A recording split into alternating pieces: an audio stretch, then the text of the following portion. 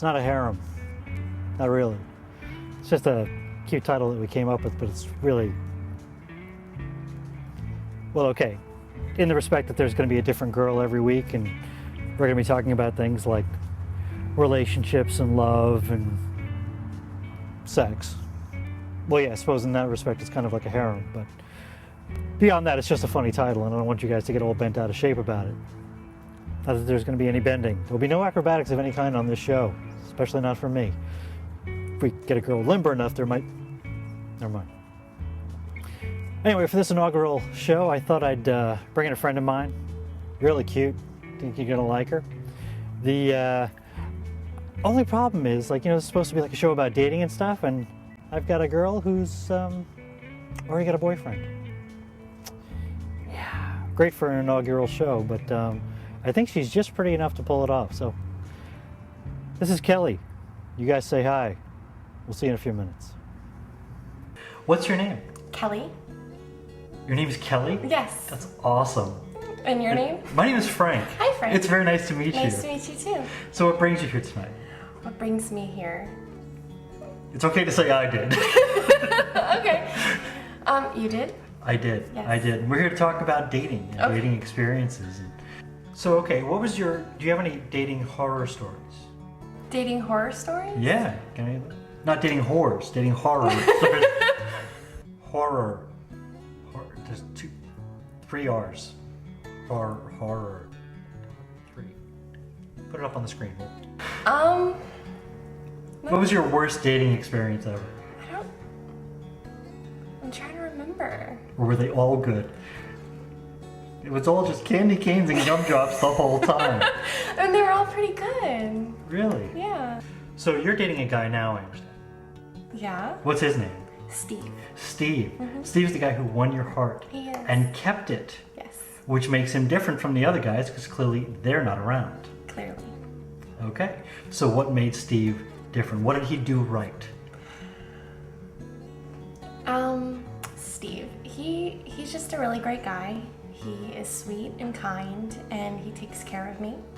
Kelly, does he snore? He snores very loud. Snores very loud. Yes. That's horrible. It is horrible. Does he keep you awake at night? Yes. And you love him anyway? I do. That's awesome. Yeah. I think that speaks to what kind of awesome girl you are. You do? I do. Thank you.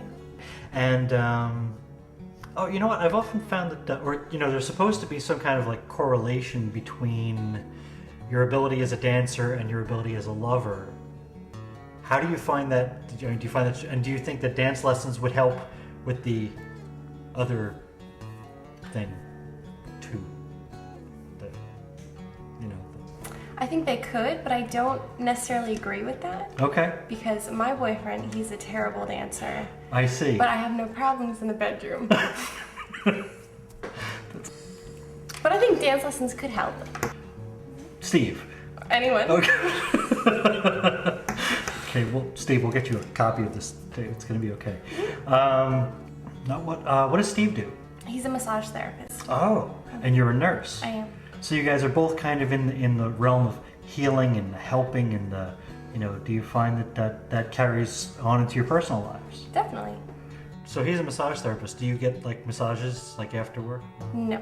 No. Not ever. Not at all. No. No. And I am still with him. See, I think the further this interview goes on, the more I'm going to question why am I with him? You know, I'm sure there's a list of guys lined up waiting to date you. Now, if something were to happen between you and Steve, I mean, who would be the next guy on your list? Well, you, clearly. All right, let's talk about lists here, your chart toppers. Yes. Let's talk about your best and your worst. Who was the best kisser ever? My boyfriend that I'm with right now, Steve. Steve. Yes. He's got the magic lips. He does. So Steve's a big burly guy. Yes, he is. Big guy. Big guy. Okay.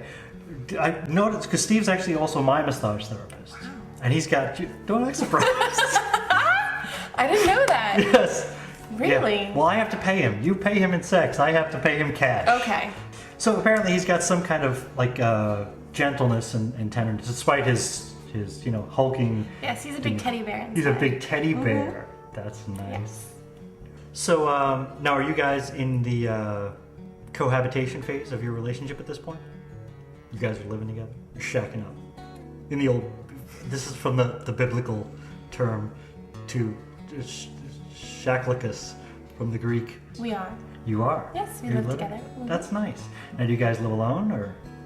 We have a lot of creatures. Tell me about them. We have 2 dogs, Snorkel and Scuba, and then we have 3 turtles, a bearded dragon, a snake, and a leopard gecko.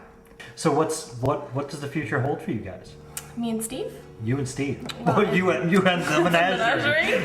Well, I'm hoping that one day soon we will get engaged and married and have kids. Nice. That's the dream. But we'll see. Well, I hope your dreams come true. Well, thank you. Kelly, thank you so much for joining me. Thank you. And I hope you had a good time. I did. Thank you. Awesome. And what was supposed to be a show about dating horror stories and cautionary tales turns into a sweet little trip down memory lane with her sweet boyfriend and their very sweet relationship. And you, my dear sweet viewers, get sweet instead of angst-driven and drama-filled. And I don't think it's all a bad thing, though. I mean, I think we learned something here today. I think that we learned that sometimes nice guys don't finish last. Like Steve. Way to go, Steve. All right. Well, better luck next time, right? See you next week.